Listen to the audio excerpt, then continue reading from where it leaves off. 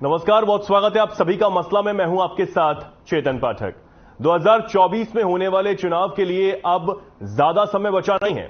सभी पार्टियों की तैयारी अपने जोरों पर है।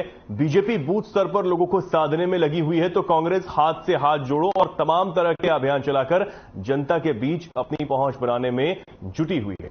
अब खबर है कि मुख्यमंत्री मनोहर लाल 11, 12 और 13 अगस्त को एक बार फिर जनसंवाद कार्यक्रम करेंगे, जनता तक पहुंचेंगे, जनता की समस्याओं को सुनेंगे। वहीं नेता प्रतिपक्ष भूपेंद्र सिंह हुड्डा ने भी कांग्रेस विधायक दल की बैठक 16 अगस्त को चंडीगढ़ में बुलाई है। इसके साथ ही मानसून सत्र की तैयारियों में भी सत्ता पक्ष और विपक्ष दोनों ही जुट चुके हैं। जहां सरकार सवालों का जवाब देने के लिए पूरी तरह तैयार है, वहीं विपक्ष भी कई मुद्दों पर सरकार को घेरने की रणनीति बना चुका है।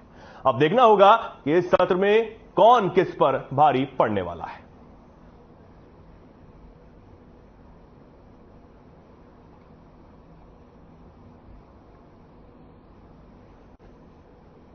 तो मानसून सत्र के लिए जो तैयारी है वो अब शुरू हो चुकी हैं।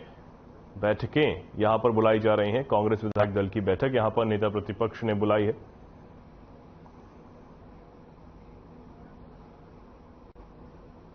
और आज इसी पर चर्चा के लिए हमारे साथ कुछ मेहमान जुड़े हैं। सबसे पहले जल्दी से आप सभी से उन्हें रूबरू करवा देते हैं। हमारे साथ शीशपाल जिंदल जी जुड़े हैं, प्रवक्ता बीजेपी। हमारे साथ कमल हांडा जी जुड़े हैं, प्रवक्ता कांग्रेस। ओमकार सिंह जी हमारे साथ जुड़े हैं, इन्हें दो प्रवक्ता हैं। आप तीनों मेहमानों का बहुत स्वागत है आज की इस डिबेट में। मैं सबसे पहले कमल हांडा जी आपसे शुरुआत करते हैं। 16 अगस्त को एक बैठक बुलाई गई है विधायक दल की, क्या कुछ रणनीति बनाई जानी है, किन मुद्दों पर चर्चा होनी है? देखिए, सबसे पहले तो चेतन जी आपको नमस्कार, प्रवक्ता भाइयों का नमस्कार और दर्शकों को मेरा सादर नमन। ऐसा है, विधायक दल की बैठक बुलाई जा रही है तो इट इज वेरी ऑब्वियस कि आगे की हम रणनीति तैयार कर रहे हैं 2024 के मद्देनजर। तो सभी पार्टियां कर रही हैं, तो हमारी भी बैठक इसी वजह से ही हो रही है। कोई और दूसरा मुद्दा तो इस टाइम जरूरी है नहीं, पर मैं कुछ लाइनें कहना चाहती थी। मैं आई मिस्ड इट। विशेष फॉर बीजेपी, फासले बढ़ा दिए तुमने लोगों के बीच और दीवार भी पक्की कर दी। फासले बढ़ा दिए तुमने लोगों के बीच और दीवार भी पक्की कर दी। तुम्हारी झूठ की सियासत ने देखो, तुम्हारी झूठ की सियासत ने देखो जरा कितनी तरक्की कर दी। तो खैर, अब 2024 में सब दूध का दूध पानी का पानी होगा। जनता किसको चुनेगी वो मालूम ही है। किसने काम किए हैं, किसने मुद्दों पर ध्यान नहीं दिया, किसने लाठीचार्ज करवाई, पर कोई भी वर्ग खुश नहीं है। यहाँ तक कि अब ये आखिरी हथकंडा था इनका, नूह में हिंसा भी भड़कवाई इन्होंने। तो ये तो कांग्रेस के डेलीगेट्स भी गए थे जिनको इन्होंने वहां पर पांव नहीं रखने दिया 144 धारा के मद्देनजर, और 3 भी जाने लगे थे तब उनको भी नहीं जाने दिया। कोई काला सच छुपाया जा रहा था। I am sure about it. जी ठीक है, लेकिन एक सवाल मेरा भी है कि विधायक दल की बैठक तो आप बुला रहे हैं, लेकिन तमाम जो सवाल हैं वो संगठन को लेकर भी खड़े होते हैं कि संगठन नहीं है, मजबूती नहीं है और अंतर्कलह चल रही, इस तरह की बातें भी निकलकर सामने आती हैं। देखिए, बात ऐसी है, एक परिवार में ही 5 उंगलियां बराबर नहीं होती हैं, सबके अपने अपने विचार होते हैं। ठीक है, तो पार्टी में मतभेद लोगों में हो सकता है, मनभेद नहीं है। और बाकी रही बात आपकी, दूसरा सवाल आपका क्या था, जरा दोहराएंगे चेतन जी? मैं यही बात कह रहा हूँ कि संगठन में बना, हाँ, 195 लोगों का डेलीगेट बन चुका है। ये मैं आपकी जानकारी में लाना चाहती हूँ और मेरे प्रवक्ता भाइयों की भी जानकारी में लाना चाहती हूँ मैं। ठीक है, शीशपाल संगठन बन चुका है। ठीक है, ठीक है, ठीक है। जिंदल साहब आपके पास आना चाहूंगा, क्या कुछ कहेंगे? पाठक जी, जैसा कमल जी ने कहा, इन्होंने आपकी बात का सीधा जवाब नहीं दिया, बल्कि उस जवाब को टाल मटोल करके कभी नूह पर फोकस किया और कभी बीजेपी पर फोकस किया। जो सीधा जवाब आपने पूछा था, इनका सीधा जवाब नहीं दिया। अब 16 तारीख की सुनिए कमल जी, अब 16 का जो सवाल आपने इनसे किया है उसका जवाब ये नहीं देंगे, मैं दे देता हूँ इनका जवाब। 16 में सिर्फ इनकी यही रणनीति होगी, किस गिरोह के पास कितने ज्यादा कैंडिडेट है, किसने किसका कितना दुरुपयोग करना है, दुष्प्रचार करना है। इनका काम भारतीय जनता पार्टी का मुकाबला करने से पहले एक धर्म है कि उस तिगड़ी को, उस सिंगल आदमी को, उस बाबू बेटा को, इस गिरोह को कैसे काटना है, ये इनकी रणनीति रहेगी। दूसरी बात, अब मैं आता हूं हमारी पार्टी के नियम पे, कार्यकर्ताओं की जो हमारी एक लंबी चौड़ी फौज है। मैं ये कहने में बड़ा मेरे को संकोच नहीं होगा कि हमारी ब्लॉक स्तर पर जितनी कमेटी होती है, जितने कमेटी के लोग होते हैं, शायद इससे ज्यादा सदस्यों से ज्यादा इनकी पार्टी के अंदर गुटबंदी है। मोदी जी का एक एक कार्यकर्ता लगभग 15 घरों के अंदर जाता है, जो मोदी जी का प्रतिनिधि बनकर लोगों की समस्याएं सुनता है, उनका निदान करता है। जो हमारे लोकल लेवल की समस्या है हम लोकल लेवल पर सुलझाते हैं, जो ऊपरी स्तर की समस्याएं हैं वो हम ऊपर फॉरवर्ड कर देते हैं। अब मैं आ जाता हूं इनकी कांग्रेस पार्टी की स्तर। कांग्रेस पार्टी का जब जब सरकार या जब जब सत्ता में रही है, ये जब जाहिर है कि इनकी सरकारों के अंदर भ्रष्टाचार कितना फैला, कितनी गड़बड़ियां नौकरियों में या कोई टेंडर में, ये जब जाहिर है। टेंडर प्रक्रिया क्या होती थी, अपने चहेतों को ये टेंडर अलॉट कर देते थे। इनकी सरकार में कभी भी कंपटीशन या प्रतिभागी के तौर पर किसी को ईमानदारी से टेंडर नहीं दिया गया। हमारी सरकार के अंदर क्या है, मेक इन इंडिया के अंदर जो टेंडर प्रक्रिया है वो बाकायदा नेट के जरिए से, बाकायदा ऑनलाइन के जरिए से हमारी टेंडर प्रक्रिया होती है।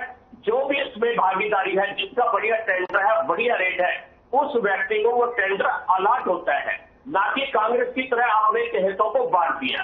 तीसरी बात मैं ये कहना चाहूंगा कि इनके अंदर क्या चलते हैं कांग्रेस के अंदर, कि एक हुड्डा साहब की पारी खत्म हुई तो भूपेंद्र सिंह हुड्डा की पारी शुरू होगी। हमारे जो भारतीय जनता पार्टी की जो परंपरा है वो बिल्कुल भिन्न है। हमारे परिवारवाद की जो राजनीति है वो नहीं की जाती। हमारा जो भारतीय जनता पार्टी का कार्यकर्ता है, जो ऊपर के हमारे लोग हैं, अगर मैं आपको ये कहूं कि हमारे कार्यकर्ताओं की तुलना सेना या बॉर्डर पे तैनात जो फौजी भाई है उनसे कम नहीं है। जिस प्रकार आर्मी के लोग नहीं, शीशपाल जी आपने 16 तारीख पर तो सवाल उठाए, 16 तारीख पर आप बता रहे हैं। नहीं, मेरा सवाल भी आप सुन लीजिए, उसका जवाब दे दीजिएगा, साथ में जवाब दे दीजिएगा। 16 तारीख पर आप सवाल उठा रहे हैं कि कांग्रेस क्या कुछ कर रही है और क्या कुछ चल रहा है, लेकिन वो भी सवाल उठाते हैं कि जो जनसंवाद कार्यक्रम किया जाता है वो 9 साल बाद क्यों याद आता है, 9.5 साल बाद क्यों याद आता है, ये सब पहले क्यों नहीं होता है, जो लोगों की समस्याएं हैं वो पहले क्यों नहीं सुनी गई, ऐसे तमाम तरह की बातें वो भी खड़े करते हैं। जी, अब जवाब दीजिए। पाठक जी, आपका सवाल जो है मैं उस पर जवाब देता हूं। ऐसा नहीं है कि हमारे को या भारतीय जनता पार्टी से या हमारी सरकार को 9 साल में ऐसा इस प्रकार के संवाद की याद आई। हमारी सरकार जब से सत्ता में आई है, भारतीय जनता पार्टी जब से सत्ता में आई है, तभी से लेकर हमारी कमेटियां गठित की जाती है। एमएलए, एमपी या जो भी किसी विभाग के चेयरमैन है, प्रतिनिधि है, उनको बाकायदा अक्षेत्र अलॉट किया जाता है कि आपने इस अक्षेत्र के लोगों की जन समस्याएं सुननी है। जो आपके लेवल की है उसको तुरंत निपटाए और जो बात ऊपर के लेवल की है उसको हमारी ओर फॉरवर्ड करें, उसको हम सुनते हैं। जो मुख्यमंत्री का जन संवाद कार्यक्रम है वो केवल इसलिए है क्योंकि कई बार क्या होता है, अभी सभी जो हमारे लोग हैं चुनाव में बिजी है। मुख्यमंत्री जी भी अब क्या है, जो जिस काम के लिए थोड़ा टाइम लगता था, अब उस टाइम को बचाने के लिए कि ज्यादा से ज्यादा विकास कार्य हो, ज्यादा से ज्यादा लोगों की समस्या को सुना जाए, समाधान किया जाए, इसीलिए मुख्यमंत्री जी ने अब दिन रात मतलब मोदी जी की तरह उन्होंने सोना त्याग दिया है और वो फील्ड में उतर चुके हैं। जिसका वर्कर का, जिस आम जनता का कोई काम होता है वो तुरंत मौके पर ही उसका निपटारा कर दिया जाता है। ऐसा नहीं है कि 9 साल के बाद मुख्यमंत्री जी फील्ड में उतरे हैं। ठीक है, ओंकार जी आपके पास आना चाहूंगा, क्या तैयारी है इस बार मानसून सत्र की, और क्या इस बार भी कोई नोकझोंक होगी और अपनी बात जो आप रखने वाले होते हैं, जो आपके नेता यहां पर रखते हैं, वो नहीं रख पाते हैं? इस बार तो ऐसा कुछ देखने को नहीं मिलेगा ना। चेतन जी देखिए, जनता की आवाज उठानी और लोकतंत्र का तकाजा यही कहता है कि विधायक को और पार्टी के नेता को विधानसभा में जनता की प्रत्येक आवाज उठानी चाहिए। इस बार भी बाढ़ से संबंधित नुकसान देखिए, जिससे एरिया बर्बाद हुए हैं, व्यापारी को बहुत नुकसान हुआ है। बाढ़ से संबंधित सरकार ने अब तक क्या किया? आज मुख्यमंत्री महोदय ने बोला कि मुख्य इंजीनियर को सस्पेंड कर दिया और चीफ एससी को और एससीएम को चार्जशीट कर दिया। कारण उन्होंने गेट सही टाइम पे नहीं खोले थे। भाई आपने उनको सस्पेंड कर दिया, चार्जशीट कर दिया, ये जनता नहीं जानती है। जनता का जो नुकसान हुआ उसके बारे में आपकी क्या राय है, बीजेपी के प्रवक्ता बताएं। अरबों खरबों रुपए जनता के बर्बाद हो गए, इंडस्ट्रियल एरिया अम्बाला कैंट का बर्बाद हो गया टोटली, उसके बारे में आपने क्या किया? क्या किसी को मुआवजा दिया? एक फार्म पकड़ा दिए, भर के जमा करा दो नगर परिषद, कब मिलेंगे 2500 रुपए? मात्र 2500 रुपए।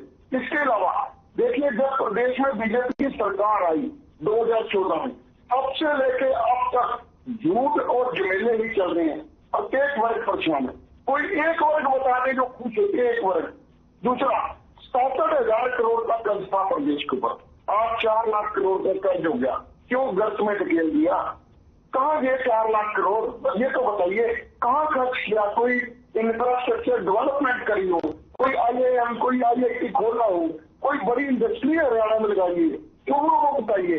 और देश के लेवल पर अगर मैं बात करूं, 70 सालों में चेतन जी, भारत पर 55 लाख करोड़ का कर्ज था, आज 155 लाख करोड़ का कर्ज बढ़ा दिया मोदी ने। मतलब मात्र 9 सालों में 100 लाख करोड़ इन्होंने कर्ज ले लिया। ये बातें करते हैं 70 साल आपने तबाह करके रख दिया।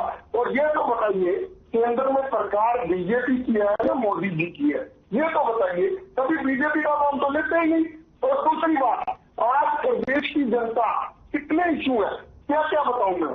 परिवार पहचान पत्र 10 लाख लोगों की पेंशन काट दी, 10 लाख लोगों के पीले कार्ड काट दिए, 4 लाख लोगों की पेंशन काट दी, property ID 47 lakh property ID, और सारी गलत। याची कंसल्टेंसी को पूरा भुगतान दे दिया। क्यों? रिश्तेदार लगते हैं तुम्हारे, मामा या मामी है, क्या है? क्यों नहीं पर्चा दर्ज हुआ उनके ऊपर? इसके अलावा देख लीजिए, महंगाई, बेरोजगारी, भ्रष्टाचार और अपराध हरियाणा नंबर 1। सारी चीजों को छोड़ दीजिए, बेरोजगार युवा घूम रहे हैं, SSLC पेपर लेता है, पेपर लेने से पहले पेपर लीक हो जाता है, अगर पेपर हो जाए तो उसके ऊपर रोक लग जाती है। और इस बार तो उन्होंने नया फार्मूला निकाल लिया पेपर लीक करने का, कॉपी पेस्ट। एक दिन पेपर होता है, अगले दिन पेपर होता है, उसकी 41 क्वेश्चन सेम, और उसकी एलिजिबिलिटी +2, उसकी एलिजिबिलिटी ग्रेजुएट, सेम क्वेश्चन अगले दिन में रिपीट होते हैं 41%। सोचने की बात है, कहाँ है ये सरकार नाम की तो कोई चीज नहीं। आज मुंह में दंगों के बारे में बच्चे से पूछ लीजिए, पैदा होता बच्चा बता देगा केड़ा भी अगर दंगे हो गया, बीजेपी की सरकार है। ये दंगे हुए क्यों?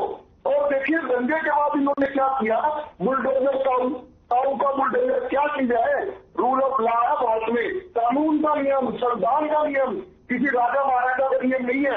और माननीय उच्च न्यायालय का मैं धन्यवाद करूंगा, जब 753 से अधिक मकान और दुकानें इन्होंने बिना जांच के तोड़ दिए, चाहे हिंदू माइक की चाहे मुस्लिम माइक की, तब माननीय उच्च न्यायालय में 100 वोटों लेके उसको रोका कार्रवाई को, ताऊ के बुलडोजर को रोका और बोला भाई ये लोकतंत्र है, राजा का राज नहीं है, या राजा मां के पेट से पैदा नहीं होता, राजा लोकतंत्र में जनता पैदा करती है।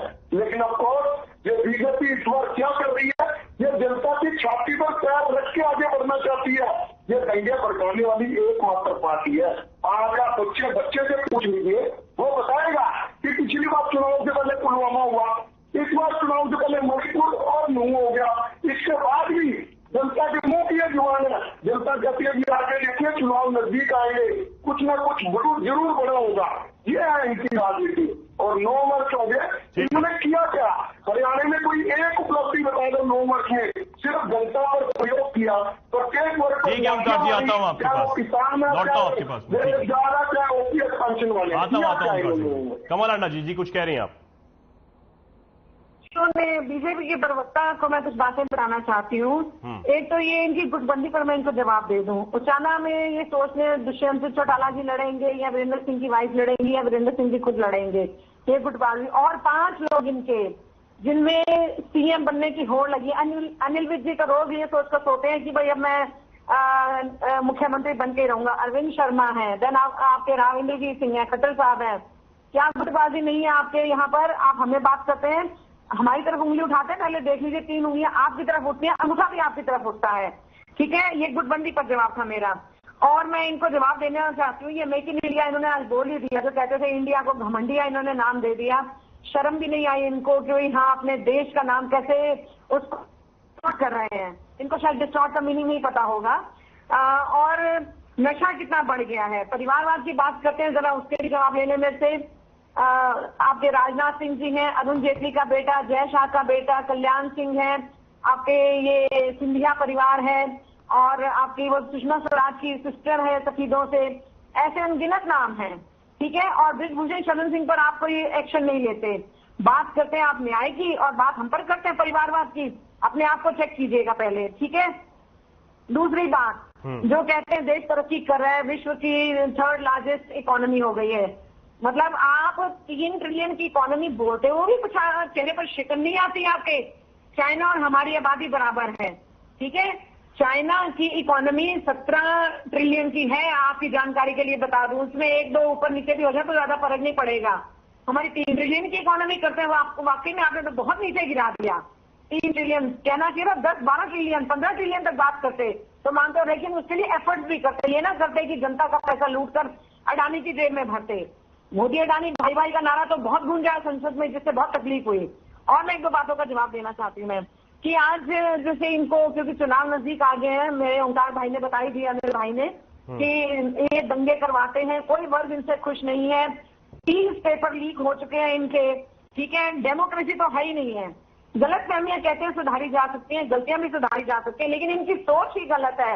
इनकी सोच लोकतांत्रिक नहीं है, इनकी सोच तानाशाह की है। इसलिए इनका जन संवाद जन संग्राम बन गया था, वो सबको पता है। कैसे स्टेज से औरत को एक धक्के मारकर उतारा गया, उसका इनके पास कोई जवाब नहीं होगा। और जिससे 26 जून को ही नशे का वो था कि बोलने जवाब ले लेते हैं, जवाब ले लेते हैं। हाँ जी, हाँ मैडम, सर चेतन जी बोलने दीजिए। नहीं, जवाब भी तो सुन लीजिए उनसे। आपने तमाम जो सवाल पूछे। 9 सालों से 26 जून एक ही दिन आपको मिला 9वें साल में कि आपने ड्रग्स जलाए, बाकी टाइम आप कहाँ थे? क्या बाकी टाइम ड्रग्स नहीं मिल रहे थे? मुद्रा अडानी, वहां पर 23,000 करोड़ के जो ड्रग्स पकड़े जाते हैं उसकी कोई बात नहीं होती, चर्चा नहीं होती। और आज तो मैं एक बात पे बड़ी हैरान हूँ चेतन जी, जो मेन स्ट्रीम मीडिया पर जो गंदगी फैलाई जा रही है इनकी सिली सोच की मालकिन द्वारा, मैं बड़ी हैरान हूँ। इनको भी शायद नहीं पता होगा कि कैसी घटिया बात करी है उन्होंने। मतलब ये इतना इनका सर गिर गया है नीचे कि जिसके ये कभी उठना भी चाहेंगे तो उठ नहीं पाएंगे। ये मैं आपको ठीक है, चलिए जवाब भी ले लेते हैं। कमल अन्ना जी जवाब भी ले लेते हैं, आता हूं आपके पास में। ठीक है शीशपाल जी। हरियाणा में चोर चोर मसेरे भाई, जैसे कमल हांडा जी बोल रहे हैं, ओंकार भाई, आपका भेद कमल जी खुल चुका है। आपका मतलब कांग्रेस का भेद, इनेलो का भेद, और आप विकास की बात कर रहे हो। आज सुनिए ना, सुनिएगा, बड़ा हिम्मत रखिएगा। सुनिए, अभी आप चिंतित होगी, आप देखते रहिए मेरी बात, होगी चिंतित होगी मेरी बात। अभी आप बात बोल रहे थे कि केंद्र के अंदर बीजेपी की सरकार है या मोदी जी की सरकार। आपको ये ज्ञान है कि मोदी जी किस पार्टी का नेतृत्व कर रहे हैं? आपको इस बात का ज्ञान है वो भारतीय जनता पार्टी का नेतृत्व कर रहे हैं। अब आप बात करते हो विकास की। भारतीय जनता पार्टी ने, मोदी जी ने हिंदुस्तान का विकास किया है, कांग्रेस की तरह अपने दामाद का विकास नहीं किया। अब आप बात करते हो लोकतंत्र की, लोकसभा की, उसको भी जवाब देता हूँ। सुनिए आप मेरी बात को। ठीक है कमल अन्ना जी, सुन लीजिए, जवाब भी तो सुन लीजिए। राहुल जी झूठ राहुल जी, कमल अन्ना जी, जहाँ पे लगभग 22 महिला सांसद है, वहाँ पे भलाई आते हैं, वहाँ पे 8 बातें हैं। आजाद देश के बाद हिंदुस्तान की लोकसभा में सबसे खतरनाक घटना है। आपने किसी भी कार्यकर्ता ने, किसी भी मंत्री ने, संतरी ने एक बार भी आपके अंदर उसकी आलोचना करने का दम नहीं है।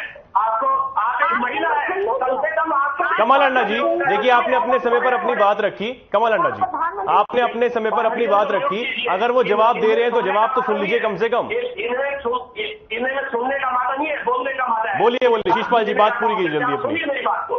कमल जी, आप एक महिला हो, लोकसभा के अंदर जब से देश आजाद हुआ है अब तक की सबसे खतरनाक घटना है। राहुल जी लोकसभा के अंदर आंख मारते हैं, जहां 22 लोकसभा की महिला सदस्य है, उनको भलाई किसका इशारा करते हैं। बड़े शर्मबोध नीचा तुरंत व्यवहार है। आपने आलोचना की नहीं की, आपके अंदर हिम्मत नहीं है। और दूसरा, आप राहुल जी की पैरवी करिए। सुनिए मेरी बात, राहुल जी की पैरवी कर सुन के आपके सारे के सारे सांसद जब मोदी जी बोलने लगे लोकसभा से वॉकआउट कर गई। बड़ी हैरानी की बात है कि इस बात के किस टाइप के तथ्य पेश करते हैं। अभी तो तालियां बजवाएंगे हम आपसे, आप देखते रहो। 2024 ये नोट कर लीजिए, मोदी जी तीसरी बार केंद्र में आ रहे हैं, तीसरी बार। और ओंकार जी, अब मैं आपकी बात का जवाब दे देता हूं ताकि आपको रात को अच्छी से नींद आ जाए। आप भारतीय जनता पार्टी पर पेपर लीक की बात कर रहे हो, आप नकल की बात करते हो।